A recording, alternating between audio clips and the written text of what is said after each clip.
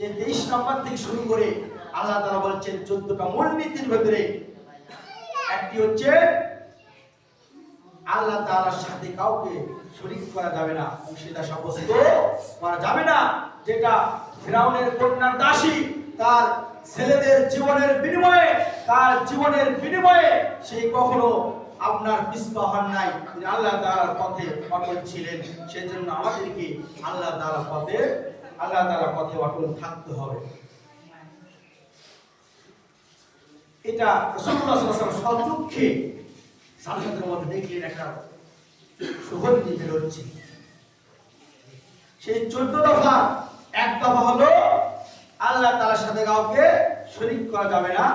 2 নম্বর হলো ওয়াবিল ওয়ালিদাইনি ইহসানা, পিতামাতার সাথে সৎ ব্যবহার করতে হবে, ভালো ব্যবহার করতে হবে।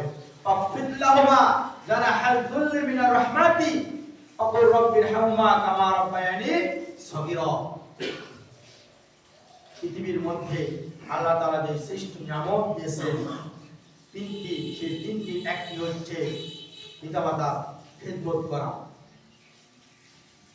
পিতামাতার খেদমত করা, তারা উভয় যখন পার্থক্য উপনীত হবে তখন এমন কথা বলা যাবে না যেন তারা খুব শব্দটা করে। যদি একজনও হয় তাও এই কথাটা বলা যাবে না। সেখানে পিতামাতা হচ্ছে সর্বশ্রেষ্ঠ রহমত। 3 নাম্বার ওয়াজিজাল কুরবা হাক্কাহু, আত্মীয়স্বজনের হকটা আদায় করে দিতে হবে।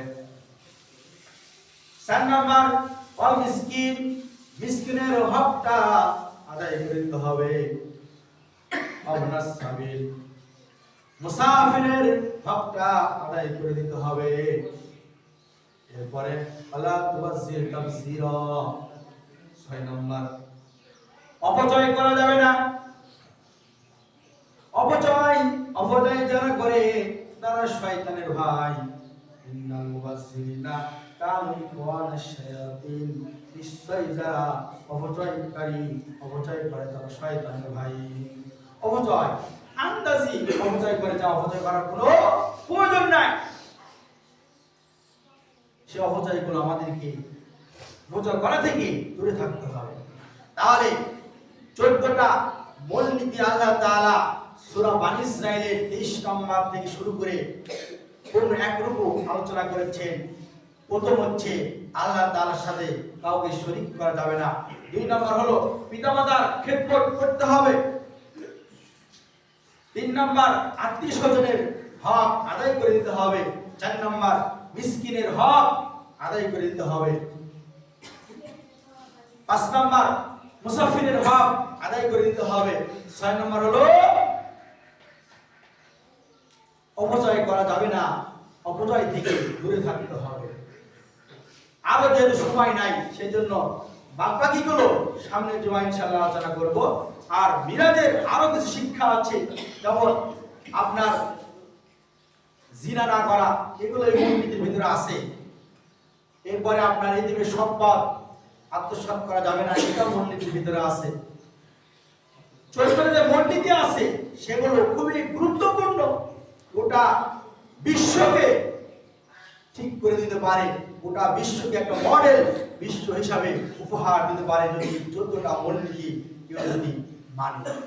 সেজন্য আমি বলবো মিরাজের শিক্ষা অর্জন করতে হবে। মিরাজের যে আলোচনাটা আছে আপনার রজব মাসে, মিরাজের কোন আমল সহিহ হাদিসে ওইভাবে নাই।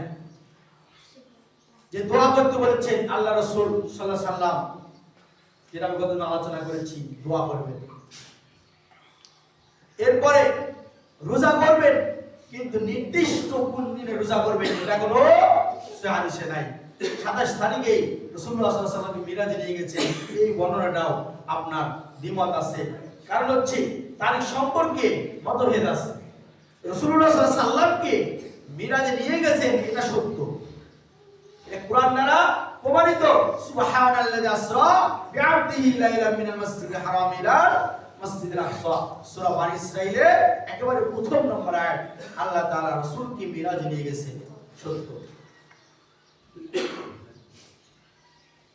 মিরাজের ব্যাপারে বাসে মিরাজকে যে অস্বীকার করবে সে কাফের হয়ে যাবে। কারণ হচ্ছে মিরাজে যে কোরআনকে মিরাজকে অস্বীকার করা মানে কোরআনকে অস্বীকার করা। কারণ কোরআনে মিরাজের কথা আসছে, হাদিসে আসছে। রজব মাসে যে আপনার আমলগুলো করবেন তার ভিতরে বেশি বেশি দোয়া করবেন আল্লাহ তাআলা, আল্লাহ ওয়াল্লিগনা সিরামাদানা, আল্লাহ তাআলা রমজান মাসে, হে আল্লাহ তাআলা আমাকে রজব মাসে শাবান মাসে বরকত দান করো, রমজান পর্যন্ত পৌঁছায় দাও। এরপরে বেশি বেশি নফল